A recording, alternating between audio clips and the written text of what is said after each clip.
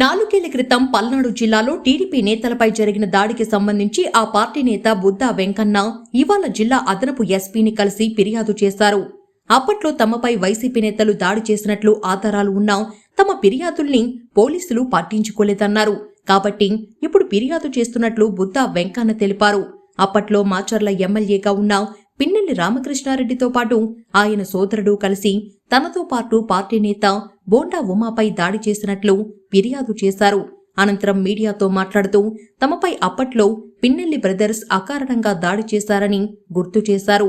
ఈ దాడిలో పాత్రధారి దుర్గా కిషోర్ అయితే సూత్రధారి అని పిన్నెల్లి అన్నారు. వీరు తమ కారుపై పెద్ద పెద్ద రాళ్లతో కొట్టి దాడి చేసినట్లు తెలిపారు. తమపై దాడి చేసిన వారికి మాచర్ల మున్సిపల్ చైర్మన్ పదవి ఇచ్చారన్నారు. ప్రజల్ని భయభ్రాంతులకు గురి చేయడానికి మాపై దాడి ఒక సంకేతమని బుద్దా ఆరోపించారు. మాచర్లని అసాంఘిక కార్యకలాపాలకు అడ్డాగా పిన్నెల్లి తయారు చేశారని బుద్దా విమర్శించారు.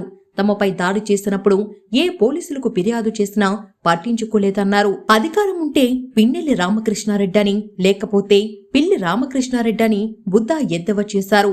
తమను చంపడానికి పిన్నెల్లి పథకం వేశారని, తనపై దాడి కేసులో పిన్నెల్లి మొదటి ముద్దాయని వెల్లడించారు. నీకు మూతి మీద మీసముంటే సరే చూసుకుందామంటూ పిన్నెల్లికి బుద్దా సవాల్ విసిరారు. అన్నీ ఆలోచించే ఈ కేసు పెట్టానన్నారు. ఈ కేసులో నీకు శిక్ష పడే వరకు పోరాడతానంటూ బుద్దా హెచ్చరించారు.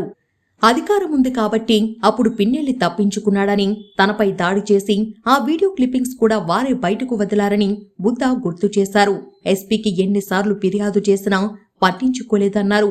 పవర్ ఉంటే ఒకలా, పవర్ లేకపోతే ఒకలా ఉంటారన్నారు.